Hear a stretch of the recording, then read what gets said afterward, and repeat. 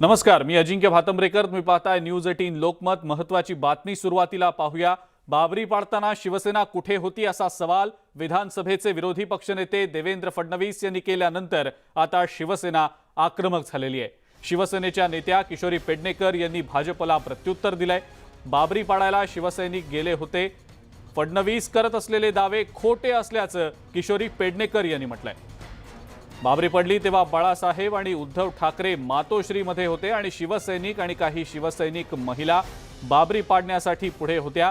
बाबरी पाडण्याची जबाबदारी शिवसेनेनं घेतल्याचंही किशोरी पेडणेकर यांनी म्हटलेलं आहे.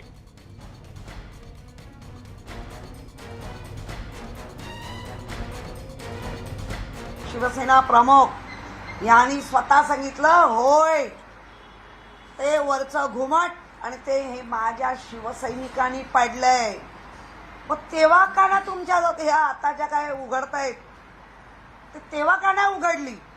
आणि इतक्या वर्षाचा रेकॉर्ड, महाराजांचा रेकॉर्ड, छत्रपती शिवाजी महाराजांचा रेकॉर्ड बदलण्याचं काम करताय. मागचे इतिहास बदलून सांगण्याचं काम करताय. लोक काय तुम्हाला वेडी वाटली आहेत का? आज लोकांना कळतंय की याच्यामध्ये सुपारी बहादूर कोण आहेत, सत्तेसाठी काय पण करेल, मग लोकांचे जीव गेले तरी चालतील पण मी करेन असे कोण आहेत सगळ्यांना कळतंय.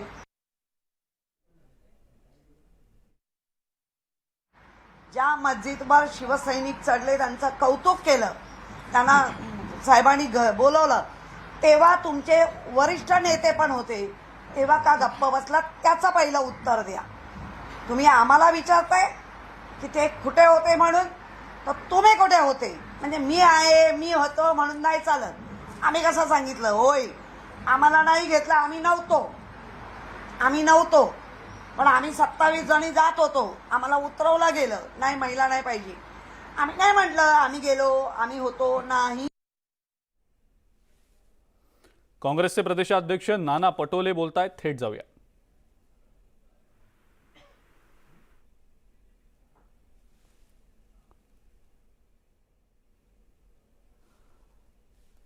नाना पटोले सध्या आपल्या सोबत आहेत. नाना, आपलं स्वागत न्यूज 18 लोकमत मध्ये. आणि एक महत्त्वाचा प्रश्न सुरुवातीला या सगळ्या संदर्भात, म्हणजे एकीकडे बाबरी पाडकामाच्या मुद्द्यावर भाजप आणि शिवसेनेत जुंपलेली आहे, हे सगळं चालू असताना, राजकीय आरोप प्रत्यारोप चालू असताना काँग्रेसची नेमकी काय भूमिका आहे?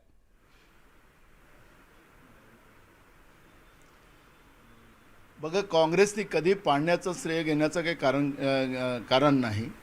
आपल्याला या निमित्तानं माहिती दिली पाहिजे की स्वतः राजीव गांधी ज्यावेळेस देशाचे प्रधानमंत्री असताना स्वतः अयोध्येला गेले आणि त्या ठिकाणी स्वतः भूमिपूजन त्या ठिकाणी केलं. रामलीलाच्या मंदिराला जे कुलूप लागलेलं होतं ते उघडलं आणि स्वतः त्या ठिकाणी पूजा केली. त्याचा बाऊ त्या काळात केला गेला नाही, कारण की धर्मवाद आणि धर्माच्या आधारावर काही देश चालवला जात नाही, ही आमची श्रद्धा आहे. आणि श्रद्धेचं भोंगे बाऊ करून श्रद्धा उजागर करायचा कुठलाही कारण नाही. हा आमचा हिंदू धर्मही आम्हाला शिकवत नाही. पण आता अलीकडच्या काळामध्ये या पद्धतीचं पाडण्याचं श्रेय घेण्याचं जे काही काम चाललेलं आहे, काँग्रेस पाडण्याचं श्रेय कधी घेणार नाही. काँग्रेस देशाला उभं करण्याचं, आज देश जो काँग्रेसनी ज्या देशामध्ये सुई बनत नव्हती त्या सुईपासून तर रॅकेटपर्यंत हे काँग्रेसनी या देशामध्ये उभं केलं. काँग्रेस उभं करण्यामध्ये विश्वास ठेवते, पाडण्यामध्ये नाही. आणि त्याच्यामुळे या वादात आम्हाला पडायचं नाही. पण नाना, बाबरी पाडकामाच्या मुद्द्यावरील हा जो सगळा वाद सध्या सुरू आहे, काँग्रेस पक्षाची यामध्ये काहीच भूमिका नाहीये का? कारण तुमचा सहकारी पक्ष असलेला शिवसेना पाडकामात सहभागी असल्याची भूमिका जाहीरपणे सांगतोय. किशोरी पेडणेकरांची प्रतिक्रिया आत्ताच आपण ऐकली. त्या म्हणाल्या की ठाम भूमिका आहे, शिवसैनिक होते त्या ठिकाणी, आम्ही सांगतो ज्या वेळेला शिवसैनिक होते त्यावेळेला होते, नसतील तर नाही म्हणून सांगणार. मग या संदर्भात नेमकं काय वाटतं?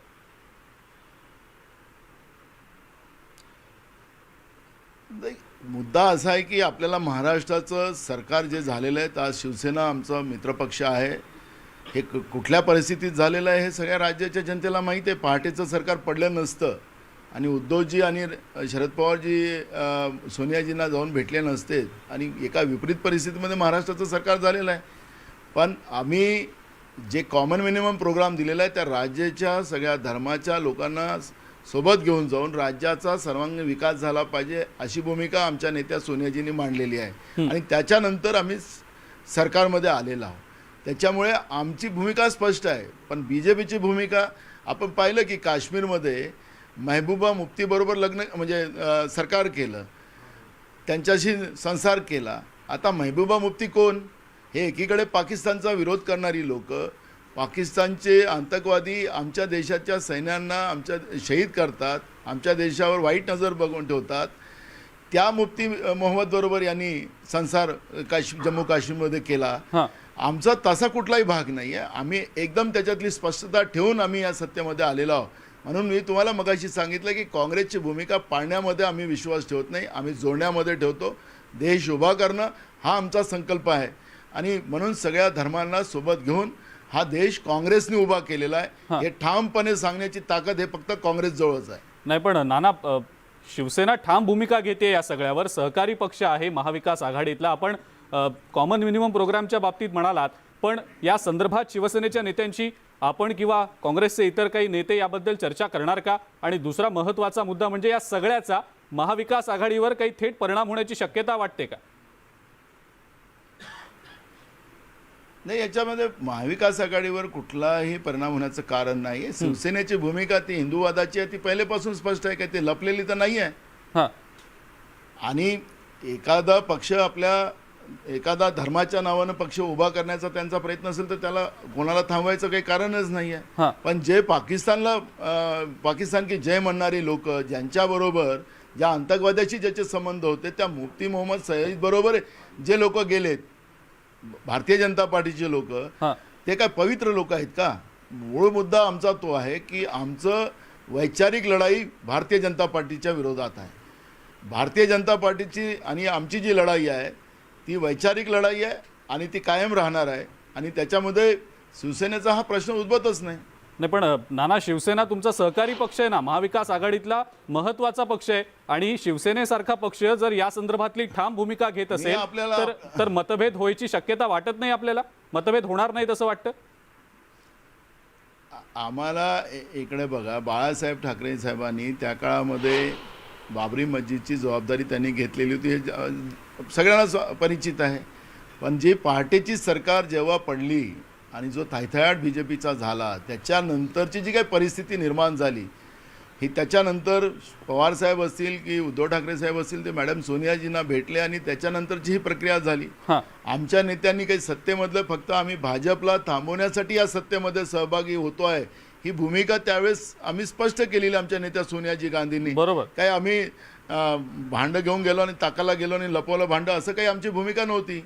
शिवसेनेनी ते भूमिका त्यांची त्या जुनी काळातली ती त्यांची सगळ्यांनाच माहिती आहे। पण ही विपरीत परिस्थिती नाही नाना, भाजपसोबत काँग्रेसचे वैचारिक मतभेद आहेत, आपण हे सगळं मान्य करूया आणि तुम्ही मगाशी त्याबद्दलचं स्पष्टीकरण सुद्धा दिलं। मात्र शिवसेनेसोबत तुम्ही सत्तेत आहात म्हणून हा प्रश्न विचारला जातोय, कारण शिवसेनेने सातत्याने म्हटलेलं आहे की आमची हिंदुत्ववादाची भूमिका कायमच असणार आहे, आमचं हिंदुत्व आम्हाला माहिती आहे, कोणी ते शिकवायची गरज नाही। या सगळ्या चर्चा सुरू असताना आता बाबरीच्या पाडकामाच्या मुद्द्यावर थेट आणि ठाम भूमिका शिवसेनेकडनं घेतली जाते।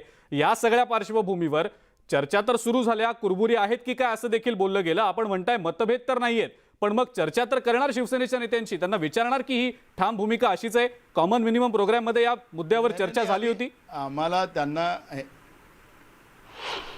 ह्या प्रश्नावर त्यांना विचारायची गरज नाही, त्यांनी ही भूमिका त्यांची पहिलेच आम्ही तुम्हाला सांगितले की एक विपरीत परिस्थितीत आम्ही आमचं काही अलायन्स शिवसेनेचं नाही, आम्ही सांगितलं की विपरीत परिस्थितीत राज्याला पुन्हा निवडणुकीच्या याच्यामध्ये राज्य जाऊ नये, राज्य BJPला आम्हाला थांबवायचं होतं, ही अशी भूमिका आम्ही स्पष्ट केली आणि विपरीत परिस्थितीमध्ये आम्ही या अलायन्समध्ये आलेलो आहोत, ही भूमिका आमची स्पष्ट आहे। आम्ही काही लपवून काही या सत्तेमध्ये आलो आणि सत्तेची हाव होती आम्हाला, असं कुठली आमची भूमिका नाही। आमच्या नेत्या सोनिया गांधींनी त्या काळात स्पष्ट केलेली आहे। त्याच्यामुळे या शिवसेनेच्या या मुद्द्याबद्दल आमचं कुठलंही बोलणं नाही। आमचं एवढंच म्हणणं असं आहे की हे जे पाण्याच्या वादामध्ये आम्हाला पडायचं नाही। आमची भूमिका देश उभा करणं, देश जोडणं ही आमची भूमिका आहे काँग्रेसची, आणि ते एवढे वर्ष काँग्रेस करते आहे। देशातला सगळ्यात मोठा पक्ष, मोठ्या कालावधीतला पक्ष, 150 वर्ष या काँग्रेसचा इतिहास सगळ्यांना माहिती आहे। त्याच्यामुळे काँग्रेसची भूमिका तोडण्याची नाही, काँग्रेसची भूमिका जोडण्याची आहे आणि ही भूमिका आम्ही ठामपणे आणि छातीठोकपणे सांगू शकतो आणि हे लोकांना मान्य करावं लागेल. बरं नाना, असेच आमच्या सोबत राहा. आपल्या सोबत सध्या भाजपचे नेते सुधीर मुनगंटीवार देखील आहेत, त्यांची प्रतिक्रिया आपण जाणून घेऊया. सुधीर भाऊ, काँग्रेसची भूमिका नाना पटोलेंनी स्पष्ट केलेली आहे, शिवसेनेची भूमिका शिवसेना मांडतीये, पण या सगळ्याशी आमचा काही संबंध नाही, शिवसेनेची ती भूमिका असं काँग्रेसचं म्हणणं आहे. आपली पहिली प्रतिक्रिया. नाही, नाना पटोलेजी खरं सांगताय की बाबरी ढाचा पाडावा अशी त्यांची भूमिकाच नव्हती. हा. राम मंदिर व्हावं ही त्यांच्या मनात कधीही इच्छा नव्हती. हा. राम सेतूच्या संदर्भामध्ये काँग्रेस सरकारने जे ॲफिडेव्हिट दिलं त्याच्यामध्ये राम हे काल्पनिक आहे असं काँग्रेसच्या सरकारने ॲफिडेव्हिट मध्ये लिहून दिलं. त्यामुळे हा प्रश्नच उपस्थित होत नाही की राम मंदिर व्हावं, प्रभू राम या देशाचा आस्था आहे, याबद्दल काँग्रेसची भूमिका स्पष्ट आहे. हा. काँग्रेस नेहमी हिंदुत्वाच्या संदर्भामध्ये नेहमी त्यांची भूमिका जी आहे ती स्पष्ट आहे की त्यांना हिंदुत्व मान्य नाही, त्यांना फक्त राजकारण, खुर्चीकारण एवढंच मान्य आहे. हा. आता त्यांचं हे दुर्दैव आहे की एकीकडे शिवसेना आम्ही कट्टर हिंदुत्ववादी आहे असं सांगताना हा. काँग्रेसचा सर्व धर्म समभाव तिथं जाऊन लीन होतो आणि शिवसेनेच्या चरणी काँग्रेसचा जो भाव आहे तो अर्पण होतो. हा. ते काय तर्क गावतात म्हणजे तुम्ही मुक्ती सोबत गेलेत, आम्ही मुक्ती सोबत गेलो तर आम्ही सरकारला जाती मारली, कारण मुक्ती सोबत जाताना आम्ही आमच्या कंडिशन टाकल्या, कारण आम्हाला कोणत्याही परिस्थितीमध्ये काश्मीरमध्ये असणारी जी विपरीत अवस्था आहे जी 1989 पासून सुरू झाली, दुर्दैवाने ते काँग्रेसच्या शासनाला तिथं होणाऱ्या जे पंडित होते त्याचं शोषण, अन्याय थांबवता येत नव्हता आणि त्या दृष्टीने त्या ठिकाणची परिस्थिती उत्तम करावी, हा जो आतंकवाद आहे, दहशतवाद आहे, हा संपवण्यासाठी काश्मीरमध्ये आपल्याला योग्य पद्धतीने पावलं उचलण्यासाठी तो एक प्रयोग होता आणि तो ताबडतोब जेव्हा असं लक्षात आलं की आपण ज्या कंडिशन्स टाकल्या त्या कंडिशनच्या आधारावर त्या ठिकाणी जर सत्ताकारण होत नसेल, सेवाकारण होत नसेल, राजकारण होत नसेल तर एका सेकंदामध्ये आम्ही ती सत्ता सोडून दिली. पण आम्ही सोडून दिली, तुम्हाला त्याची ओढायची आवश्यकता नाही आहे. शिवसेनेचा जो वैचारिक विषय आहे, भाजपला दूर ठेवायचं म्हणजे काय हो, म्हणजे किती स्वार्थ झाला तुमचा. तुम्ही जनसेवेसाठी धानाचा बोनस असेल, वैधानिक नाही, सुधीर भाऊ मुद्दा कळला आपला. आपण नानांची देखील या संदर्भातली प्रतिक्रिया घेऊया. नाना, आपण ऐकलं सुधीर भाऊ नेमकं काय म्हणाले. महबूबा मुफ्तींच्या विषयीचा प्रश्न आपण उपस्थित केला होता, त्याचं देखील त्यांनी स्पष्टीकरण दिलंय. पण तत्पूर्वी एक प्रश्न विचारतो. मनसेनं भोंग्यांबाबतीतला जो मुद्दा आता पुन्हा एकदा उपस्थित केला राज ठाकरेंनी काल त्यांच्या भाषणामध्ये, त्या मुद्द्याबद्दल, त्या सगळ्या आक्रमकपणाबद्दल नेमकी काँग्रेसची काय भूमिका आहे, काँग्रेसची या संदर्भातली काय अधिकृत भूमिका असणार आहे? मी आता सुधीर भाऊ बोलत असताना मी काही मतात बोललो नाही, त्यांनी पण मतात बोलू नये एवढीच माझी विनंती आहे सुरुवातीला.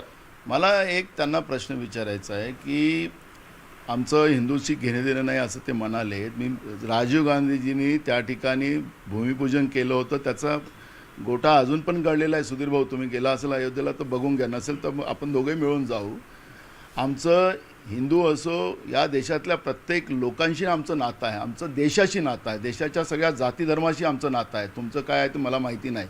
एक, स्वतः रामलल्लाच्या जे कुलूपात बंद होते त्यांचा कुलूप उघडण्याचं काम स्वतः राजीव गांधींनी केलं होतं. हे नंतर तुम्हाला भगवान श्रीरामाच्या मंदिराची आठवण आली कुलूप उघडल्यानंतर. नाना, पुन्हा एकदा तुम्हाला विसरता येणार नाही. नाना ठीक आहे, मी या मुद्द्यावर तुमचा माझं पुन्हा ऐकून घ्या. काँग्रेस हिंदूचा द्वेष्टा, इकडे ऐका, काँग्रेस हिंदूचा राग करतोय असं जे वारंवार बीजेपीच्या वतीनं सांगण्यात येत आहे. आम्ही कुठल्याही धर्माचा राग करत नाही, आमच्या सगळ्या धर्माबद्दलचा प्रेम आहे, आदर आहे आणि हे आमचं संविधान सांगतं. आम्ही संविधानाला मानणारी लोक आहोत. हे पहिले एक गोष्ट माझी स्पष्ट केली पाहिजे. मुफ्ती मोहम्मदच्या याच्यामध्ये ते तिथलं यांचं काय बिस्कटलं, त्याच्यानंतर ह्यांनी सत्ता चालवली. मला माझा सवाल मगाशी पण मी विचारला की आतापर्यंत निवडणुका ते सगळे शांती, अमन, चयन सगळं करायसाठी आम्ही ते केलेलं होतं का? आता आतंकवादी राहिले नाहीत? आता आतंकवादी रोज आमच्या सैनिकांना मारत नाहीये. तुमच्या प्रश्नाचं उत्तर सुधीर भाऊंकडनं घेऊया ना काश्मीरच्या आतापर्यंत. पण मी जो तुम्हाला प्रश्न विचारला सुधीर भाऊंकडनं आपण त्याचं उत्तर घेऊया. वेळ आहे आपल्याकडे, मी देतो तुम्हाला वेळ. सुधीर भाऊंना देखील त्यांचं उत्तर मांडायला वेळ देतो. पण मनसेनी जी काल भोंग्यांबाबतची भूमिका मांडली, काँग्रेस पक्ष त्याला विरोध करणार का? काय नेमकी काँग्रेसची भूमिका असणार? आपल्याकडनं थेट उत्तर अपेक्षित आहे. नाना, आम्ही आमची भूमिका स्पष्ट मांडलेली आहे. जे सुप्रीम कोर्टाचे नॉर्म्स सुप्रीम कोर्टाने ठरवून दिलेले आहेत त्या नॉर्म्सप्रमाणे सगळ्यांनी त्याचं पालन करावं. जो करेल नाही तो कायद्यापेक्षा कोणी मोठा नाही. हां. आणि सुप्रीम कोर्टाचे नॉर्म्स ज्यांनी पालन केल्यानंतरही काही लोक कायदा हातात घेत असतील तर त्यांच्यावरही कडक बरं, पण कारवाई मग व्हावी मनसे अशी जर भोंगे भूमिका उतरवायला काँग्रेस गेली तर मग पक्षाची आहे. काँग्रेसची काय भूमिका असेल? मी सांगितलं ना की माननीय सुप्रीम कोर्टाने जे नॉर्म्स ठरवले आहेत त्या नॉर्म्सप्रमाणे जे कोणी वागत नसतील त्याच्यावर कारवाई झालीच पाहिजे. आणि त्या नॉर्म्सप्रमाणे सुद्धा नॉर्म्स ज्यांनी पालन केलं असेल आणि त्यांच्यावर काही जबरदस्ती धार्मिक तेढ निर्माण करण्याचा प्रयत्न करत असेल, कोणी कायदा हातात घ्यायला प्रयत्न करत असेल तर त्याच्यावरही कारवाई व्हावी अशी भूमिका काँग्रेसची आहे. बरं, आता आपण सुधीर भाऊंकडे जाऊया. सुधीर भाऊ, आपण ऐकलं नाना नेमकं काय म्हणाले? दोन्ही मुद्द्यांवर मनसे जर भोंगे उतरवायला गेली तर काँग्रेसची काय भूमिका असेल त्याही मुद्द्यावर, आणि मगाशी महबूबा मुफ्ती आणि काश्मीरच्या अनुषंगानं जो मुद्दा निघाला त्याही मुद्द्यावर आपलं उत्तर. नाना भाऊने आता जी भूमिका मांडली तर मला जुना भारतीय जनता पार्टीमध्ये असणाऱ्या नाना भाऊ आठवायला लागलंय. कारण नाना भाऊनी सर्व भूमिका जी भारतीय जनता पार्टी मांडते आहे त्याच भूमिकेला समर्थन दिलं आहे. भोंगे उतरवण्याच्या विषयावर ते म्हणाले की कायद्यानुसार जे संविधानात तरतूद आहे त्याची कार्यवाही झाली पाहिजे. हां. हीच भूमिका भारतीय जनता पार्टी आहे. हीच भूमिका मनसेची सुद्धा आहे. बरं. मनसेनी भोंगे उतरवायला आम्ही जाणार असं नाही सांगितलं. हां.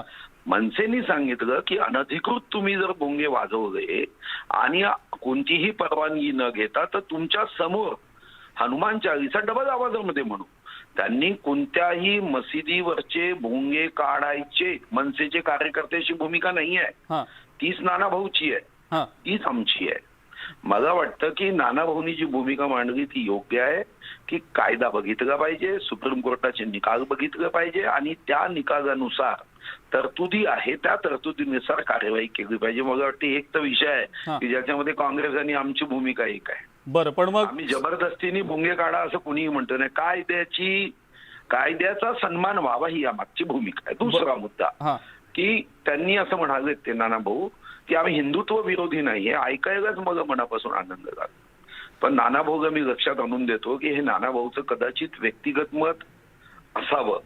कारण जे ऍफिडेव्हिट सुप्रीम कोर्टात सिब्बल साहेबांनी दिलं ते ऍफिडेव्हिट एकदा वाचून घेतलं पाहिजे. ती काँग्रेसची भूमिका होती, सरकारची भूमिका होती. हां. आणि त्या भूमिकेमध्ये राम हे काल्पनिक पात्र म्हटलंय. हां. पण आता भूमिका बदलली असेल तर मला त्याच्याबद्दल काही द्वेष नाही, राग नाही आणि आक्षेपही नाही. नाही, पण मग भूमिका सुधीर भाऊ बदलणं भूमिका चांगलं बदलली आहे. आहे का आपण विचारूया ना. नाना भाऊ समोरच आहेत. नाना भाऊ, भूमिका नाही, बदलली आहे का? बघा, मी अयोध्याच्या बद्दलचा प्रश्न जो उपस्थित झालेला होता त्याच्यात राजीव गांधीजींनी जे काम केलेलं होतं त्या कामाचा उल्लेख मी केलेला. आम्ही पाडण्याच्या मध्ये नाही, आम्ही जोडण्यामध्ये आहोत. त्याचं एक उदाहरण मी तुम्हाला दिलेलं आहे. तर सुधीर भाऊ कुठं दुसऱ्या दिशेला नेणार आहे त्यांचा स्वभावच आहे. त्याच्यामुळे त्यांना इतिहास जास्त माहीत आहे, पण काही इतिहास ते मुद्दाहून लपवतात. जे वास्तविकता आहे ते त्यांनी सांगावी तीच भूमिका होती. ते तिकडे समुद्रामध्ये घेऊन गेले. आपण अयोध्यात होतो. अयोध्यापासून समुद्र दूर आहे. बरं, सुधीर भाऊ, असं आहे की मी समुद्रात घेऊन नाही गेलो. राम सेतूच्या संदर्भामध्ये जेव्हा ऍफिडेव्हिट दिलं तेव्हा राम हे काल्पनिक होते असं ऍफिडेव्हिट आहे, एवढंच म्हटलं. त्याचा सेतूशी काही संबंध नाही. आपण अयोध्येचा उल्लेख केला होता. अयोध्येमध्ये सुद्धा जेव्हा बाबरी ढाचा, कारण तिथं अतिक्रमण करून, आणि आपल्याला माहिती आहे की तेव्हा जे अतिक्रमणकारी होते ते मंदिर तोडायचे, त्या मंदिर नष्ट करण्याचं काम करायचं. आपल्याला सर्व इतिहास माहित आहे. आणि नानाभाऊ माझे मित्र आहे. ठीक आहे, ते काँग्रेसचे नेते असले तरी माझे मित्र आहे आणि ते मित्र राहतील. याच्याबद्दल माझ्या मनात काही हे नाही. शेवटी वैचारिक मतभेद आहे आणि मला हाही विश्वास आहे की एक दिवस त्यांचंही मत परिवर्तन होईल आणि पुन्हा एकदा ते जिथून गेले तिथे येतील असाही विश्वास माझ्या मनात आहे. शेवटी कोणाचा द्वेष करून राग करून आम्हाला पुढे जाता येत नाही. आता डोक्यात ठेवू नका. तुमचे लोक माझ्याकडे येत आहेत. आज नागपूरमध्ये खूप लोक आलीत. का स्वागत आहे नाना भाऊ. आमचे लोक काही तुम्ही घेतले तर आम्हाला काही अडचण नाही घ्या, एकमेकाचे लोक घेऊत. पण मला नाना भाऊची भूमिका एका गोष्टीबद्दल आवडली की ते त्यांनी स्पष्ट सांगितलं की प्रभू राम याच्यावर आमची श्रद्धा आहे आणि मला आनंद आहे की प्रभू रामावर त्यांची श्रद्धा आहे. ते म्हणतात की आम्हाला काही तोडायचं नाही. खरं आहे, आम्हीही तोडत नाही. भारतीय जनता पार्टीची भूमिका सुद्धा कोणत्याही धर्मस्थळ किंवा प्रार्थना स्थळाच्या विरुद्ध कधीच राहिली नाही. पण तिथं तो बाबरी ढाचा होता, तो मस्जिद नव्हती. इतिहासात जर वाचलं, आणि म्हणूनच नानाभाऊ एक गोष्ट खरी म्हणाले की या अगोदरच्या कार्यकाळात जी काँग्रेस होती ती जरी सर्व धर्म समभावावर विश्वास ठरत होती तरी त्याच्यात काही नेते जसं मदन मोहन मालवीय काँग्रेसचे मोठे नेते होते, त्यांनी एक रुपया जमा करून जगात बनारस हिंदू विश्वविद्यापीठ त्यांनी केलंय. सोमनाथ ज्याच्यावर गौरीनी अनेकदा आक्रमण केली, त्यामध्ये ते सोमनाथ पंडितजीची इच्छा नव्हती, पण सरदार वल्लभभाई पटेलांनी मग डोनेशन जमा करून केलं. तेव्हा तर सरदार वल्लभभाई पटेल आणि डॉक्टर राजेंद्र प्रसादांची इच्छा होती की सरकारने करावं, पण तेव्हा पंडित नेहरू म्हणाले नाही नाही नाही, ये काँग्रेस की भूमिका नाही है, आप देखते बैठो. तर काही जसं नानाभाऊंनी भूमिका मांडली तीच भूमिका तेव्हा राजेंद्र प्रसादजींची होती की ती हिंदू याची अलर्जी असता कामा नये, राजकारण करावं, सर्व धर्म समभाव येतात, सर्व धर्माचा सन्मान. पण नंतरच्या काँग्रेसच्या काळात काय झालं, मग तुम्ही बघा अफजल गुरुला फाशी देऊ नका, कसा बघा बिर्याणी खाऊ घाला, पाकिस्तानसाठी एकही शहीद झाला नव्हता या देशात, पण 14 ऑगस्ट 1947ला भारताच्या अगोदर पहिलं स्वाधीनता पाकिस्तानला दिली. कोणी मागितलं होतं का पाकिस्तान? मग पाकिस्तान जेव्हा मागितल्यावर अनेक काँग्रेस नेत्यांनी मुद्दा कळला तुमचा, मग जाऊ द्या. तुम्ही उदाहरणं देता या सगळ्या संदर्भातली मुद्दा कळला मला. पण एक प्रश्न तुम्हाला या निमित्तानं विचारायचा आहे. राज ठाकरे काल बोलताना असं म्हणाले भाषणामध्ये की सगळ्या धार्मिक स्थळांवरचे भोंगे उतरले पाहिजेत, मग ते अनधिकृतरित्या असलेले मशिदींवरचे असतील, हिंदूंच्या मंदिरांवरचे असतील. मग ही या भूमिकेबद्दल नेमकं काय वाटतं? जसं मगाशी म्हणालात की सुप्रीम कोर्टाच्या सगळ्या निर्देशांचं पालन झालं पाहिजे, तर मग ज्या धार्मिक स्थळांवर अनधिकृतपणे भोंगे आहेत सगळ्याच धार्मिक स्थळांवरचे हटले गेले पाहिजे? नक्की. आणि राज ठाकरे साहेब जे म्हणाले तीच भूमिका आता नानाभाऊंनी मांडली, तीच मी मांडतोय भाजपतर्फे.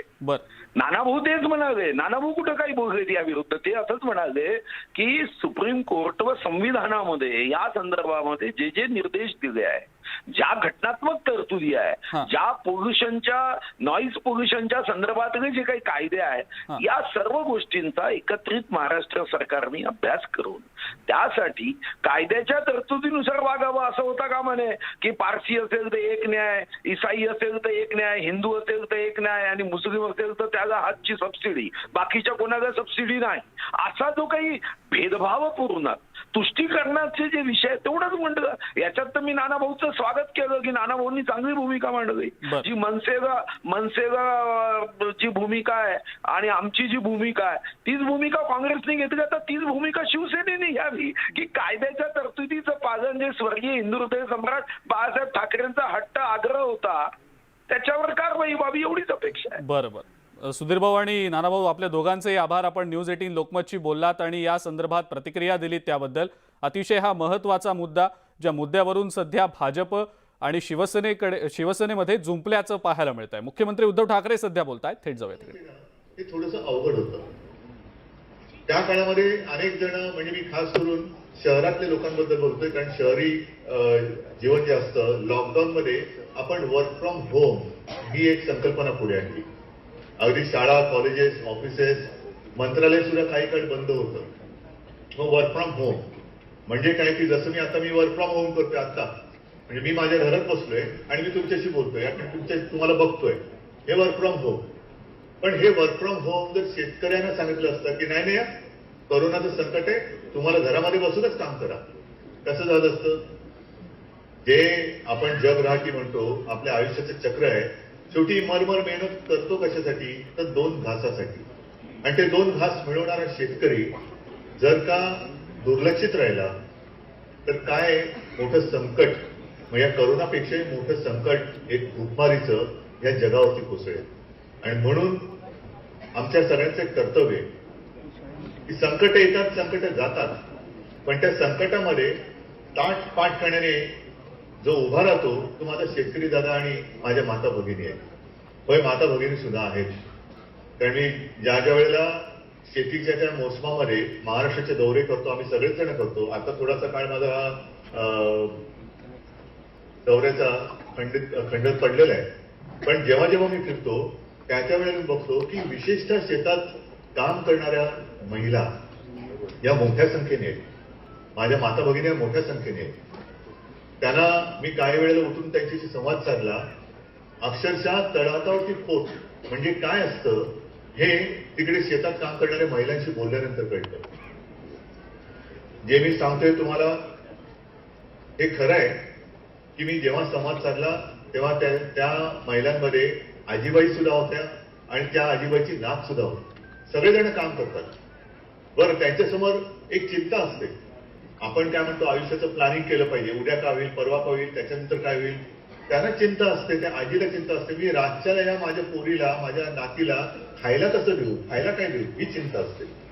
आणि अशी ही स्वतःची चिंता बाजूला ठेवून ते आपल्या राज्यासाठी आणि देशासाठी काम करत असतात. आणि मग त्या काम करताना नुसतं एक आपण चाकोरीबद्ध जीवन म्हणतो. चाकोरीबद्ध म्हणजे असं बैलगाडी जेव्हा जाते त्या मातीच्या रस्त्यामध्ये ते चाकोरीतून जाते, म्हणजे ते त्याच्या चाकामुळे एक मार्ग तयार होतो. हे चाकोरीबद्ध जीवन हे बाजूला सारून जेव्हा शेतीमध्ये सुद्धा प्रयोग केले जातात तेव्हा त्यांचं कितीही कौतुक केलं तरी आम्ही कमीच पडणार आहोत.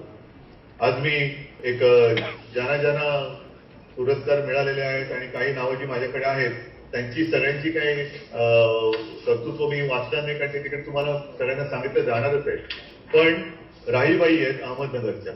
त्यांनी काय केलं, त्यांनी पहिली बियाणे बँक आपल्या राहत्या घरी निर्माण केली. बियाणे बँक म्हणजे बँक घोटाळे आपण ऐकतो, ही बँक बुडाली, ती बँक बुडाली, पण बियाणीची बँक ही एक आगळी वेगळी कल्पना आहे.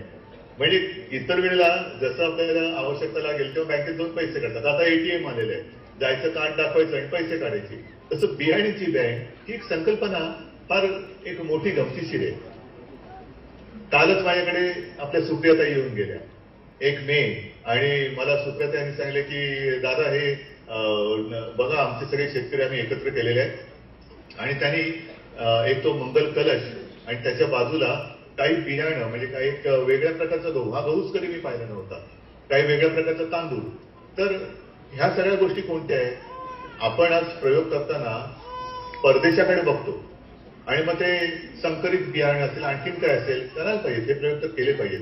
म्हणजे उद्या जर का कोणी मला सांगितलं आज जरा लिंबाची चणचण आहे म्हणून त्याच्यावर प्रयोग केले आणि उद्या सांगले हे कलिंगड आहे एवढं आम्ही लिंबू बनवलं बघा, ऐकायला गंमत वाटते, पण कलिंगडाच्या लिंबूचं सरबत कसं करणार? तर हे प्रयोग थोडे वेगळे आहेत.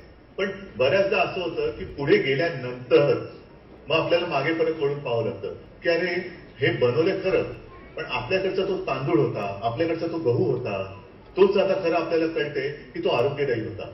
मग तो कालचा त्याने सुप्रियाताईंनी दिलेला गहू आहे, तांदूळ आहे. अजितदादा तुम्ही जास्त चांगल्या पद्धतीने सांगू शकाल कारण तुम्ही सगळेजण शेतकरी आहात.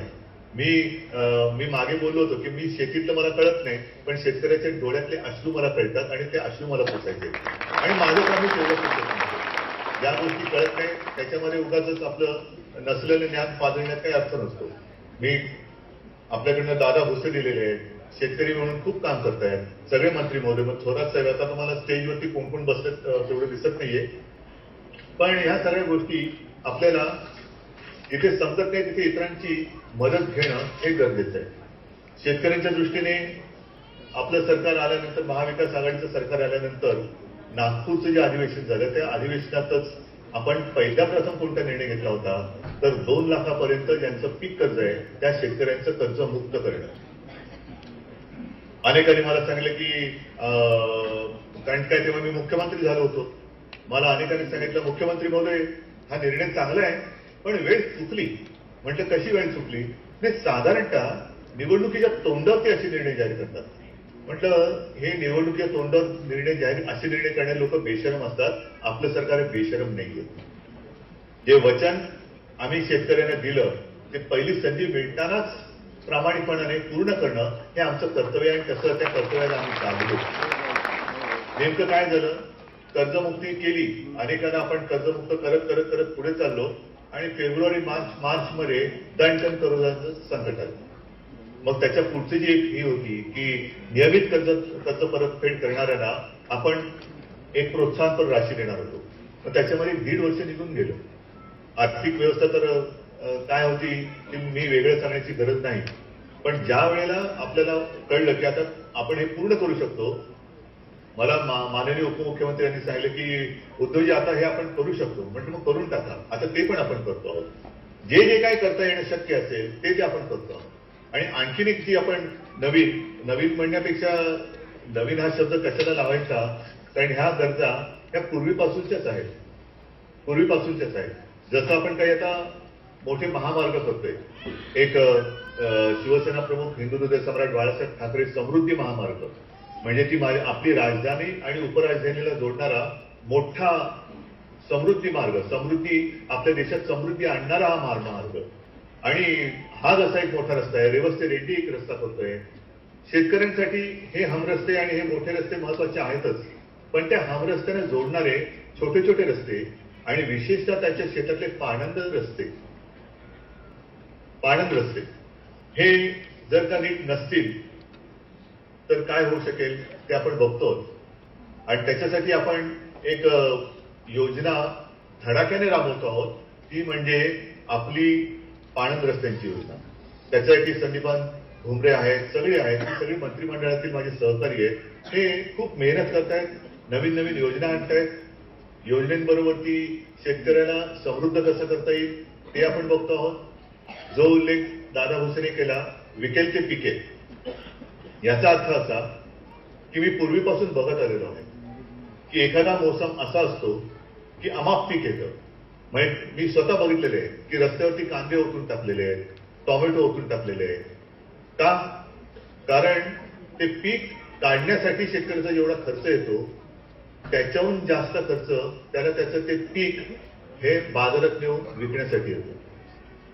मग विकून मिळतं काय?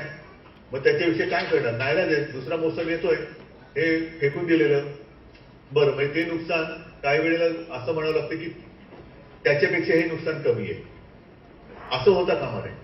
आणि त्याच्यासाठी जसा एखादा उद्योगधंदा चालतो की थोडा एक मार्केट रिसर्च, बाजार उद्या कशाला आहे, आपल्याकडे कृषी प्रधान म्हटल्यानंतर आपल्या देशात कोणत्या पिकाला मागणी उद्या येणार आहे, जगामध्ये कोणत्या पिकाला मागणी उद्या येणार आहे, ते बरोबर हेरून आपल्या शेतकऱ्यांना संघटित करून ते सांगायचं की ह्या विभागामध्ये हे असं या दर्जाचं पीक तुम्ही लावा, त्याला हमखास भाव मिळेल. हमखास भाव, हमी भाव नाही. हमी भावापेक्षा मी म्हणतोय जे माझा शेतकरी पिकवेल त्याला नुसता हमी भाव नाही तर हमखास भाव हा मिळालाच पाहिजे. हेच आपलं विकेल ते पिकेलचं एक धोरण आहे, त्याची कल्पना आहे. असो, मला जास्त आणखीन काही बोलण्याची आवश्यकता नाही, कारण प्रत्यक्ष शेती करणारे सगळे आपल्यासोबत बसलेले आहेत. मला जी एक मनातली माझ्या तळमळ आहे की आपल्या कृषीप्रधान देशातला आणि माझ्या राज्यातला हा शेतकरी, त्याला आत्महत्येची वेळ तर कदापि येता कामा नये. तो सुखात राहायला पाहिजे. कर्जाच्या डोंगराखाली तो चिरडला जाता कामा नये, भरडला जाता कामा नये. जो संपूर्ण माझ्या देशाला जगवतो, माझ्या राज्याला जगवतो, त्याचं जगणं सुसह्य करणं हे आपल्या सरकारचं काम आहे. आणि म्हणून मी एवढंच सांगेन की आजचे पुरस्कार आम्ही तुम्हाला देतोय, हे खरं म्हणजे पुरस्कार तुम्हाला नाही तर हा एक बहुमान तुम्ही आम्हाला देता आहात की तुम्ही आमच्या राज्याचे शेतकरी, आपल्या राज्याचे शेतकरी आहात, प्रयोगशील आहात, मेहनती आहात, कष्ट करता आहात. आणि त्याचं थोडंफार एक कौतुक आमच्याकडनं आम्ही करू शकतो आहोत. हा तुम्ही आम्हाला दिलेला बहुमान आहे आणि हा असा बहुमान आम्हाला आपल्याकडनं वेळोवेळी मिळत राहू एवढीच एक आपल्या चरणी प्रार्थना करतो आणि तूर्त आपली रजा घेतो. जय हिंद, जय महाराष्ट्र. आपल्या बहुमोल विचारांकरता आभार. मंडळी, सन 2017, 2018, 2019 या वर्षांमध्ये कृषी क्षेत्रात उत्कृष्ट व उल्लेखनीय कार्य केलेल्या शेतकरी व अधिकाऱ्यांचा सत्कार आणि पुरस्कार वितरण सोहळा आता संपन्न होईल. 3 वर्षांचे हे पुरस्कार आहेत. मी माननीय राज्यपालांना विनंती करते की त्यांनी हे पुरस्कार